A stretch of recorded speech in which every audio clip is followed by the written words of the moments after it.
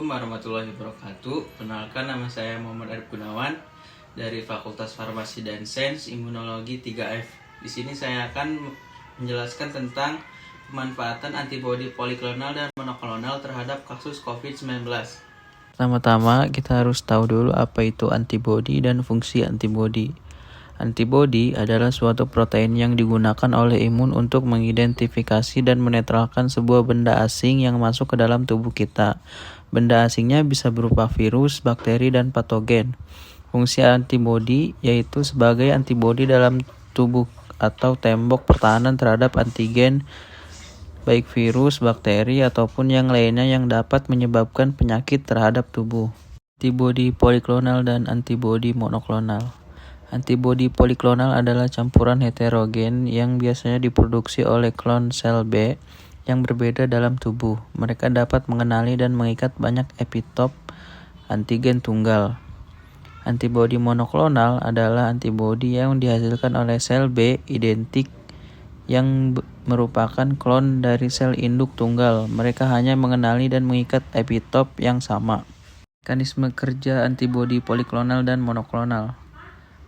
Antibodi poliklonal suatu uji yang spesifik dan ideal dalam diagnosis dan reaksinya terhadap mengenali epitop yang berbeda dari molekul target. Penggunaannya hanya untuk mendeteksi suatu antigen yang tidak diketahui, hanya untuk mengikat epitop yang berbeda dan memperkuat sinyal yang lebih baik. Antibodi monoklonal ini sebaliknya dari antibodi poliklonal, yang dimana hanya memberikan sumber antibodi yang tidak terbatas dan dapat diprediksi dalam perilakunya.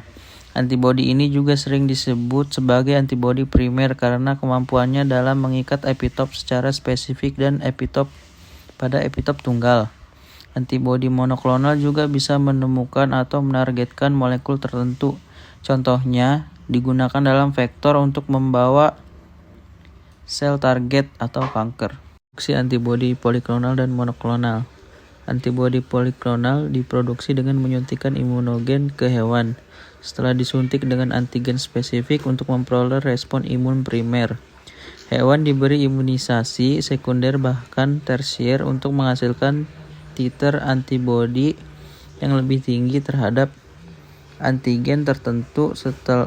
Setelah imunisasi, antibodi poliklonal dapat diperoleh langsung dari serum atau darah yang telah memiliki protein pembekuan dan sel darah merah dihapus atau dimurnikan untuk mendapatkan solusi yang bebas dari protein serum lainnya. Antibodi monoklonal diproduksi secara ex vivo menggunakan teknik kultur jaringan. Prosesnya dimulai dengan injeksi antigen yang diinginkan ke dalam hewan, seringkali tikus. Beberapa kali setelah hewan mengembangkan respon imun, limfosit B diisolasi dari limpa hewan dan menyatu dengan garis sel mieloma, menciptakan hibridoma sel mieloma B yang diabadikan. Hibridoma yang mampu tumbuh terus-menerus dalam kultur sambil menghasilkan antibodi, kemudian disaring untuk mengetahui antibodi monoklonal yang diinginkan. Manfaat antibodi poliklonal dan monoklonal terhadap kasus COVID-19. Antibodi poliklonal yang dilakukannya yaitu dengan donor darah konvalesen. Dengan adanya kemiripan antara reseptor virus Severe Acute Respiratory Syndrome atau SARS dan SARS-CoV-2, penggunaan antibodi monoklonal diharapkan dapat memberikan hasil yang serupa pada pasien COVID-19 atau COVID-19.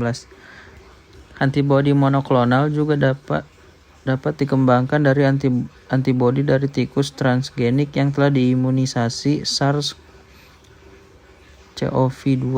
Beragam teknik modern telah memungkinkan proses identifikasi sel B yang mampu menghasilkan antibodi spesifik terhadap patogen tertentu seperti SARS-CoV-2 serta pengumpulan data gen yang menghasilkan rantai berat dan ringan imunoglobulin spesifik yang dapat mengekspresikan antibodi monoklonal.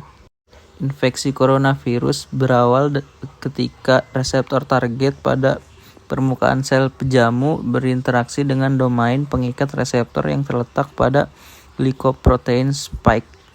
Interaksi ini akan memicu fusi antara membran virus dan membran plasma. Kemudian pembelahan protein spike melalui mekanisme proteolitik akan menyebabkan fusi membran virus dan sel pejamu. Lalu proses infeksi virus terjadi. Selanjutnya virus akan memasuki sel pejamu dan bereplikasi sehingga membentuk lebih banyak genom virus, glikoprotein amplop, dan nukleokapsid baru. Partikel virus yang lengkap kemudian masuk ke dalam kompartemen retikulum endoplasma Golgi, lalu terselubung dalam vesikel dan akhirnya dilepaskan ke dalam tubuh pejamu.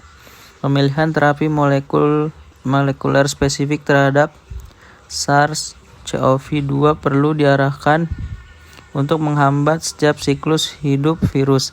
Hal ini dapat dicapai dengan menggunakan antibodi monoklonal penetral anti SARS-CoV-2 atau antibodi monoklonal anti AC2. Sekian yang bisa saya sampaikan, kurang lebihnya mohon maaf. Wabillahi taufiq wal hidayah. Assalamualaikum warahmatullahi wabarakatuh.